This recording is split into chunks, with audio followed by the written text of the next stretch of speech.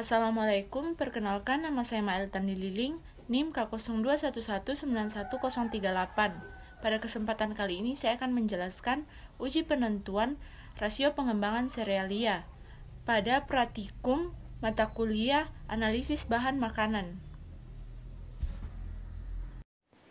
Yang pertama, tujuan uji yaitu untuk menentukan rasio pengembangan serealia setelah dimasak dan dapat menentukan mutu serealia secara objektif.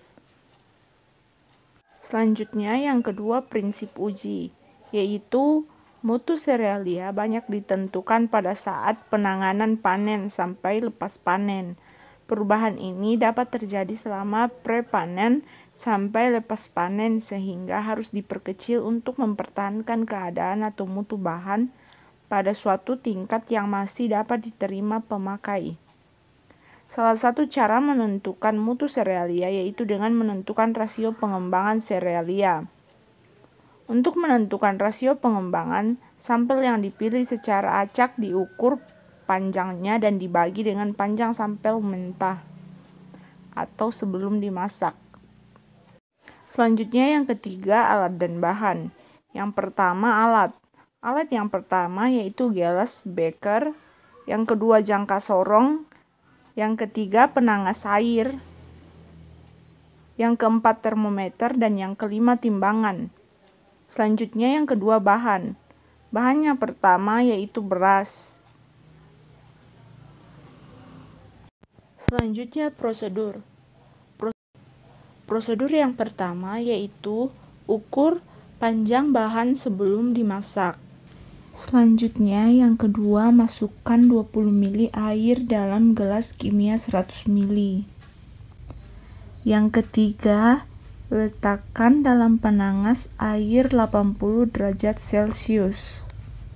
Selanjutnya prosedur yang keempat, timbang 2 gram beras, kemudian masukkan ke dalam tabung tersebut dan panaskan selama 20 menit. Jadi alasan prosedur, beras dimasak pada suhu 80 derajat Celcius bertujuan untuk mencegah kerusakan struktur atau fisik pada bahan pangan. Selanjutnya yang kelima, tiriskan dan ukur panjang bahan setelah dimasak. Dan yang keenam, kalkulasi dengan menggunakan rumus rasio pengembangan sama dengan panjang bahan setelah dimasak dibagi dengan panjang bahan sebelum dimasak. Selanjutnya yang keempat, pembahasan. Hasil akhir dari uji rasio pengembangan serealia yaitu terjadi pemanjangan bahan pangan setelah dimasak.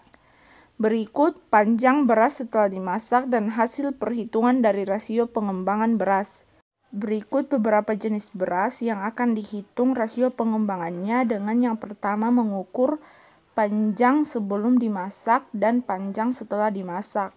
Kemudian keduanya dibagi sehingga mendapatkan hasil rasio pengembangan dari jenis beras tersebut. Dan yang terakhir, kesimpulan. Berdasarkan hasil yang didapatkan, dapat disimpulkan bahwa yang memiliki rasio pengembangan terbesar yaitu pada beras Ovada 11 dengan rasio pengembangan 1,75 dan panjang beras sebesar 12,07 mm.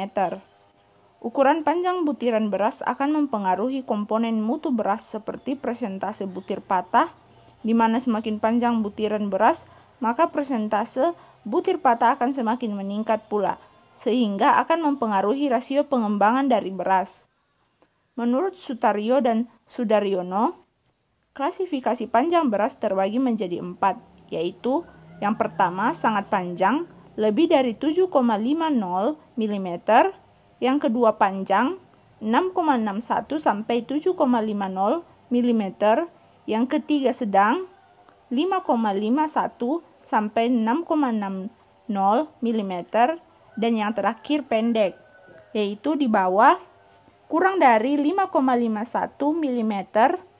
Oleh karena itu, beras Ovada 11 memiliki persentase butir patah yang besar sebab termasuk dalam golongan beras yang sangat panjang.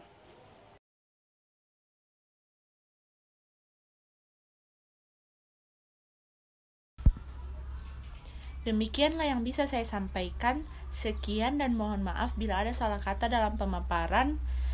Terima kasih atas perhatiannya.